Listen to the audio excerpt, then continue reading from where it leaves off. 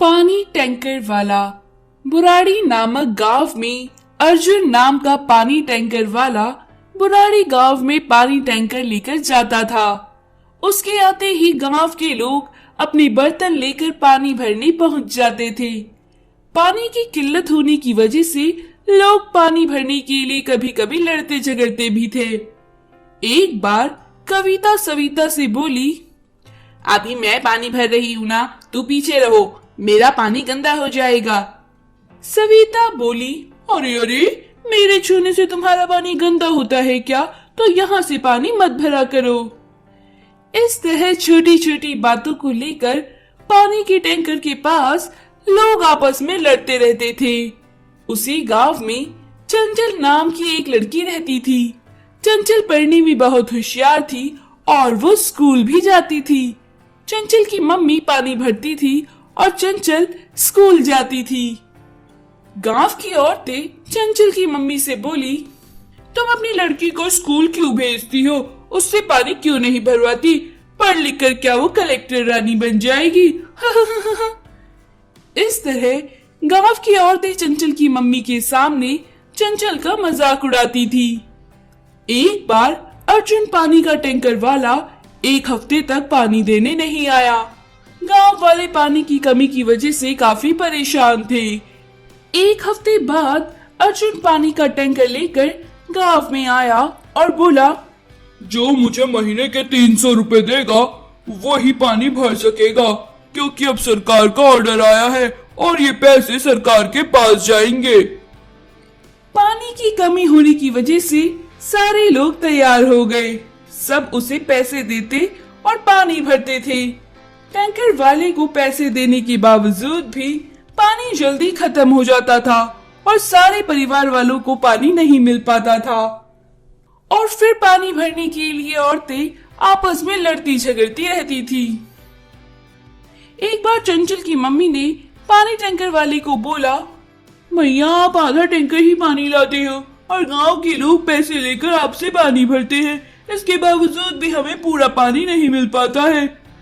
चंचल की मम्मी की बात सुनकर अर्जुन पानी टैंकर वाला भड़क उठा और बोला, अरे ये क्या बात हुई? ये औरत मुझसे इस तरह सवाल क्यों पूछ रही है?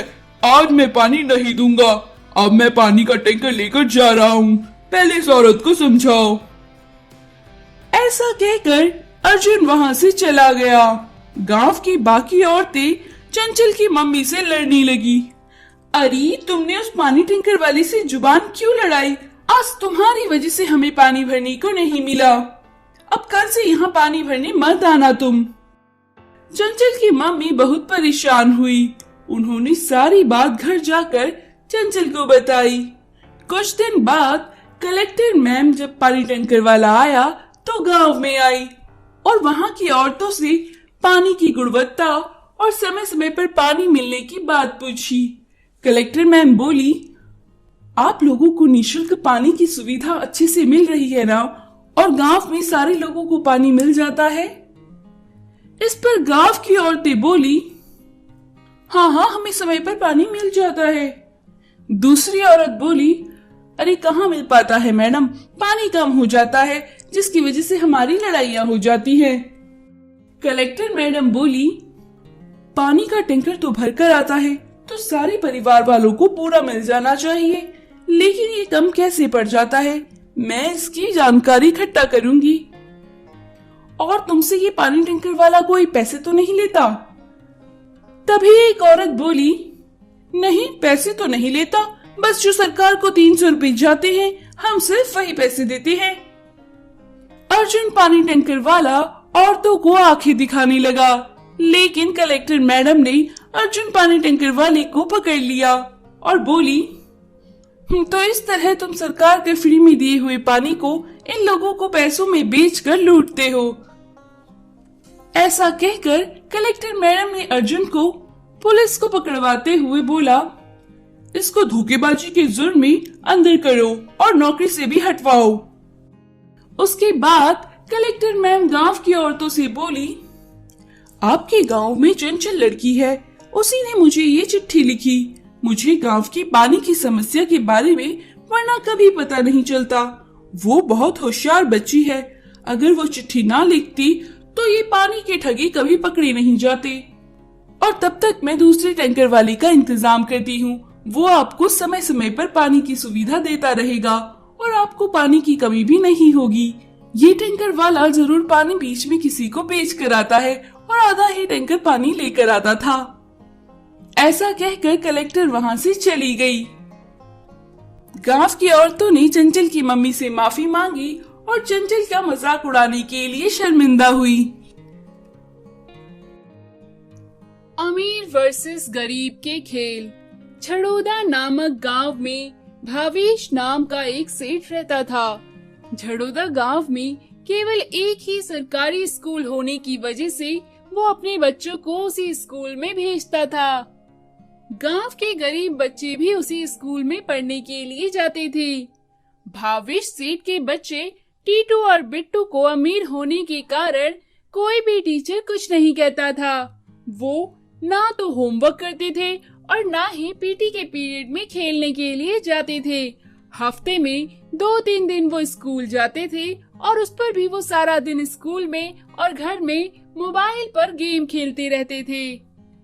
वहीं दूसरी तरफ एक गरीब किसान का बेटा अमन और चयन रोज स्कूल जाते और खेल कूद में भाग लेते थे और पढ़ने के भी बहुत होशियार थे।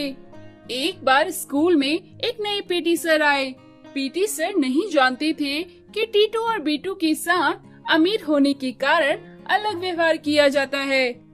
पीटी सर भावेश सेठ के पास गए और बोले, आप तो बहुत पैसे वाले हैं, पर मैं आपके बच्चों की भलाई के लिए आपके पास आया हूँ। आपके बच्चे पीटी की क्लास लेने के लिए ग्राउंड में नहीं आते हैं और स्कूल में भी कोई गेम नहीं खेलते हैं। बच्चों के मानसिक विकास के साथ साथ उनका शारीरिक विकास होना भी आवश्यक है और उसके लिए बच्चों का खेलना कूदना बहुत जरूरी है।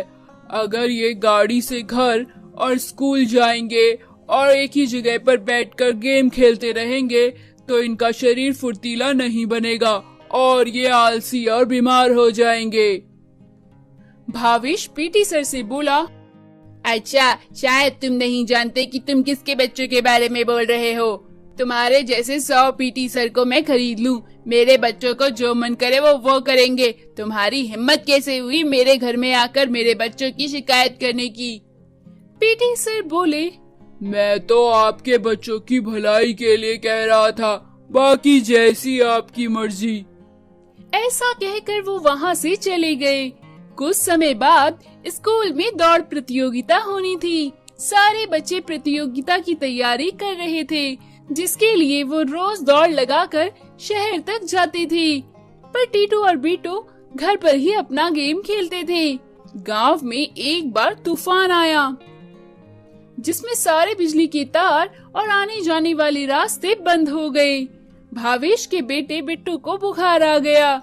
गांव के डॉक्टर को बुलाया तो उन्होंने बहुत सी दवाइयाँ लिखी, लेकिन शहर तक जाने के लिए सारे रास्ते बंद थे। रास्ते में पेड़ गिर गए थे, जिसकी वजह से भावेश गाड़ी से दवाई लेने के लिए नहीं जा सकता था। भावेश बहुत परेशान हो गया। गांव के लोग भावेश के घर उसके बेटे की तबीयत पूछने गए। भावेश को परेशान देखकर किसान का बेटा अमन बोला, अंकल, आप परेशान क्यों होते हैं? शहर तो इतना पास है, मैं वहाँ से दौड़कर ही दवाई ले आऊंगा अभी। भावेश बोला, नहीं बेटा, वो बहुत दूर है, मेरी गाड़ी भी वहाँ तक नहीं जा पा रही है। अमन बोला, अंकल, आप चिंता ना करें, हम रोज ही वहाँ जाते हैं दौड़ लगाने के लिए। मैं आपके बेटे के लिए दवाई ले आऊंगा। ऐसा कहकर अमन दौड़कर शहर गया और भावेश के बेटे बिट्टू के लिए सारी दवाइयाँ ले आया, जिसे खाकर बिट्टू जल्द ही ठीक हो गया।